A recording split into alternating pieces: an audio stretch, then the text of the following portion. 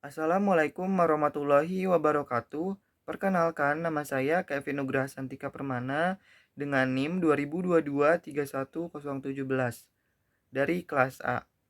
Di sini saya akan membuat video tugas akhir kalkulus 2 materi mengenai integral tertentu, latihan dan pembahasan integral tertentu, dan penerapan kalkulus dalam teknik informatika. Langsung saja kita ke videonya. Untuk yang pertama, di sini saya akan menjelaskan mengenai integral tertentu atau biasa dikenal dengan antiturunan. Di sini saya akan mendefinisikan uh, integral tertentu atau antiturunan. Misalkan f adalah antiturunan fungsi pada selang i, maka f besar aksen x sama dengan f kecil x untuk setiap x pada i. Kita lihat contoh soal yang pertama. F besar x sama dengan x kuadrat. F besar aksen x sama dengan f kecil x sama dengan 2x. Mengapa 2x? Karena kita bisa lihat di sini ada kuadrat kita tulis 2, kemudian x-nya kita taruh setelah angka 2. Kemudian contoh yang kedua ada f besar x sama dengan sin x. F besar aksen x sama dengan f kecil x sama dengan cos x. Turun fungsi cos x merupakan turunan fungsi trigonometri yang pertama dari sin x. Kemudian kita dapat simpulkan bahwa fx sama dengan 2x adalah turunan dari f besar x sama dengan x kuadrat, dan fx sama dengan yang kedua, fx sama dengan cos x adalah turunan dari f besar x sama dengan sin x. Tetapi pada nyatanya tidak semudah itu kita mendefinisikan sebuah integral tertentu atau antiturunan. Kita lihat contoh lain. Di sini ada f1 x sama dengan x kuadrat plus 1. Kemudian ada f2 x sama dengan x kuadrat min 3. Di sini untuk x kuadratnya sama tetapi konstantanya yang berbeda. Untuk f1 f besar 1 aksen x sama dengan 2x, karena di sini konstanta yang tidak memiliki hanya konstanta, jadi tidak yang bernilai 0, jadi kita hanya tulis 2x. Kemudian f2 x sama dengan x kuadrat min 3, f besar 2 aksen x sama dengan 2x, karena di sini juga sama hanya konstanta jadi bernilai 0. Kemudian dapat disimpulkan bahwa x kuadrat plus 1 bukan satu-satunya fungsi yang memiliki turunan 2x. Ternyata bukan hanya x kuadrat plus 1 yang hasilnya 2x, tapi ada x kuadrat min 3 juga yang hasilnya 2x. Sehingga bentuk antiturunan fx adalah f besar x plus c. Plus c di sini adalah konstanta yang nilainya tidak tentu atau tidak pasti dan dapat dinotasikan dengan integral fx dx sama dengan f besar x plus c, yang dimana fx ini adalah sebagai integran dan dx adalah artinya kita mengintegralkan fungsi f ke x. Kemudian ini merupakan notasi dari integral itu sendiri. Jadi Jadi integral fx terhadap x sama dengan fx plus c. Di integral tertentu atau anti turunan ini kita selalu memakai plus c di akhirnya ya. Positif c ini adalah untuk anti turunan dari integral tertentu. Kemudian kita dapat simpulkan dari contoh soal di atas ini adalah x kuadrat plus c adalah anti turunan untuk 2x integral 2x dari x sama dengan x kuadrat plus c. Dan untuk sin x plus c adalah anti turunan untuk cos x integral cos x dx sama dengan sin x plus c. Kemudian yang selanjutnya kita membahas mengenai formula integral. Yang pertama ada integral x pangkat n dx sama dengan 1 bagi n tambah 1 x n plus 1 plus c. Di integral x pangkat n dx ini kita menambahkan pangkat n ditambah 1 dan di x ini n ditambah 1 juga. Langsung ke contoh soal. Untuk yang pertama ini integral x kuadrat dx sama dengan 1 dibagi 2 plus 1 x 2 per 2 plus 1 ditambah c.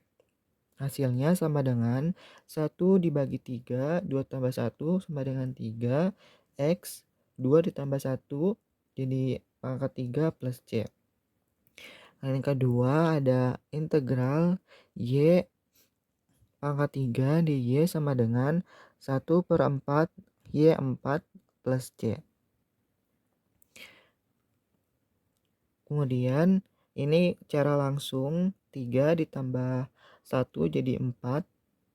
Jadi kita langsung pada hasilnya. Kemudian yang ketiga ada integral 1 dx sama dengan x pangkat 0 dx sama dengan 1 dibagi 0 ditambah 1 x 0 ditambah 1 plus c. Hasilnya adalah x plus c. Kemudian selanjutnya untuk yang formula integral selanjutnya di sini ada sin x dx sama dengan min cos x plus c. Di sini untuk menjawabnya kita tinggal mencari fungsi trigonometri apa yang ketika kita turunkan hasilnya adalah sin x. Dan jawabannya adalah negatif cos x. Karena cos x ketika kita turunkan hasilnya adalah negatif sin x. Kemudian kita kalikan dengan negatif di depannya menjadi sin x. Dan jangan lupa kita untuk menambahkan plus c. Contoh yang ketiga yaitu integral cos x dari x sama dengan sin x plus c.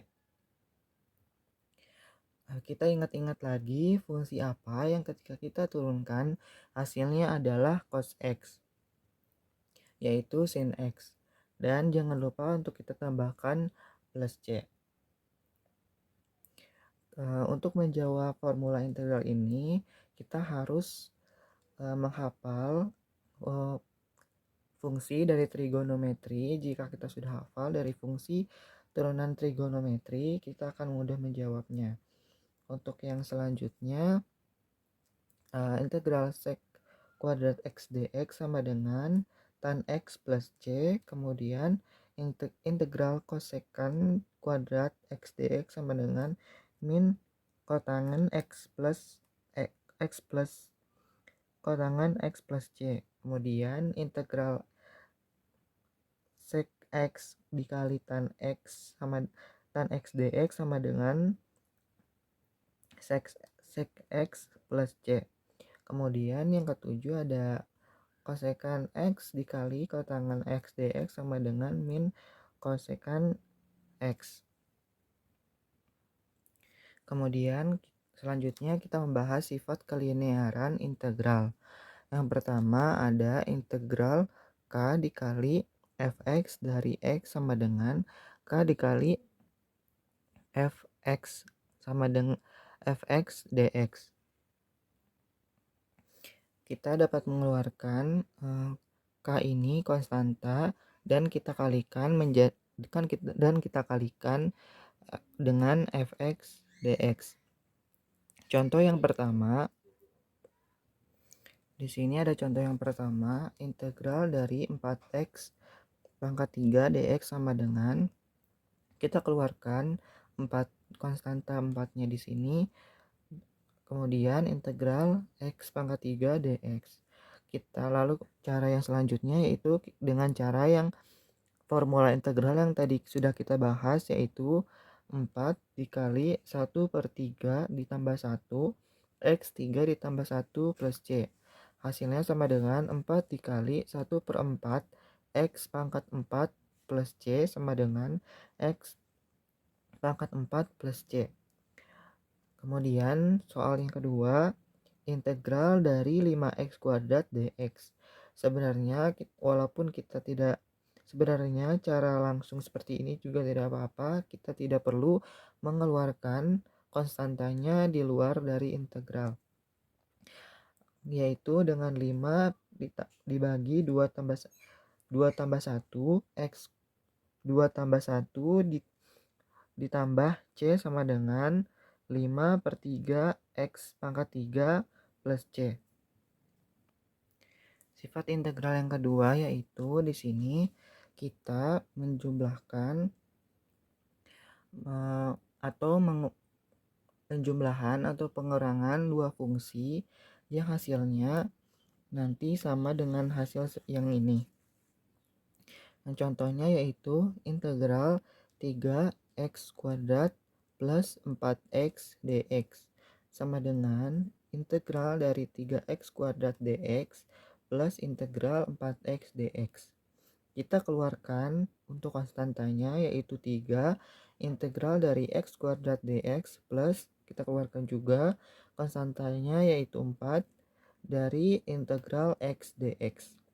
Hasilnya yaitu dengan menggunakan cara yang sama, kita tulis 3 dikali 1/3 x pangkat 3 plus C1 plus 4 dikali 1/2 x kuadrat plus C2.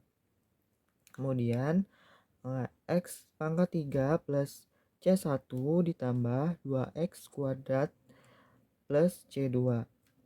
Kemudian hasilnya yaitu x pangkat 3 plus 2x kuadrat plus C.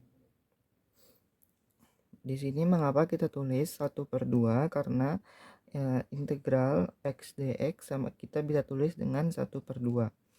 Kita tulis x pangkat 3 karena kita coret 3-nya, lalu sisa 1 dikali x pangkat 3 yaitu x3 plus C1. Kemudian di sini kita coret 2-nya, lalu kita coret 2, kemudian sisanya yaitu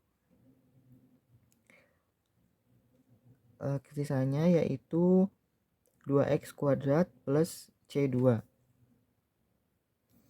Karena C1 dan C2 ini merupakan sama-sama konstanta dan jika kita jumlahkan maka hasilnya konstanta juga, maka kita bisa sederhanakan menjadi x pangkat 3 plus 2x kuadrat plus C. Kemudian di sini saya akan menjelaskan latihan integral tak tentu. Langsung saja ke soal yang pertama. Di sini ada integral dari 2x pangkat 3 min 5x plus 7 terhadap x sama dengan 2/4 x pangkat 4 min 5/2 x kuadrat. 4 ini dari 3 tambah 1. Jadi dapat 4 x pangkat 4 min 5/2. Kenapa 2? Karena x ini kita carinya jadi 1/2 jadinya 5/2. X kuadrat plus 7X plus C. Jangan lupa ditambah C. Lalu kita cari bentuk paling sederhananya yaitu 1/2 X pangkat 4 min 5/2 X pangkat 2 plus 7X plus C. Kita cari paling sederhananya. Kemudian di sini ada contoh soal nomor 2, ada integral dari X plus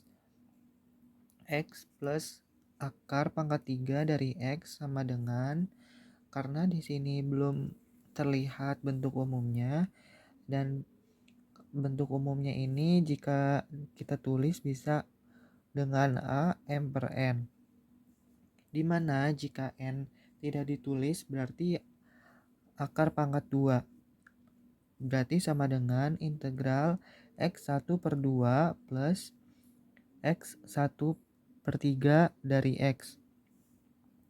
Sini sudah terlihat N-nya, lalu kita tulis sama dengan 1/1 dibagi 1/2 ditambah 1, X1/2 plus 1 plus 1 dibagi 1/3 plus 1, X1/3 plus 1 plus C. Kemudian kita dapatkan hasilnya 1 dibagi 1/2 ditambah 1 hasilnya yaitu 3/2 X pangkat 3/2 plus 1 dibagi 4/3, 1/3 ditambah 1 sama dengan hasilnya 4/3 X pangkat 4/3 plus C.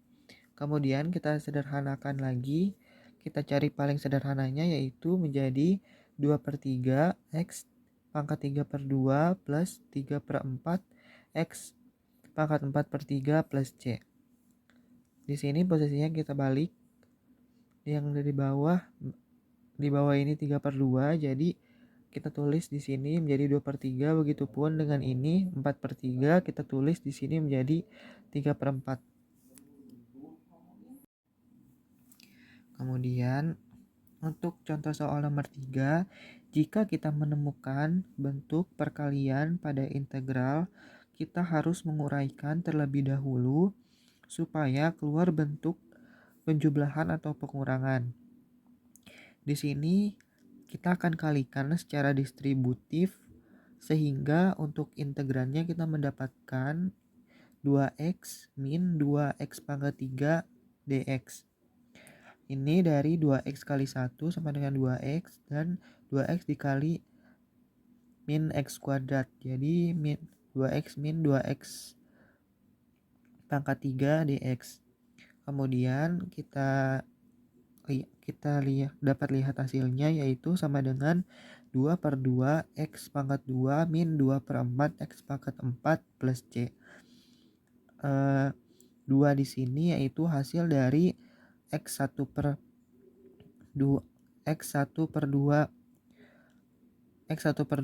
kemudian kita tulis di sini menjadi x kuadrat min 2/4 ini dari x3 tambah 1 jadi 2/4 x4 plus c. Kemudian kita dapatkan hasilnya lagi, 2 bagi 2 dicoret, hasilnya habis jadi x kuadrat min 1/2 x pangkat 4 plus c.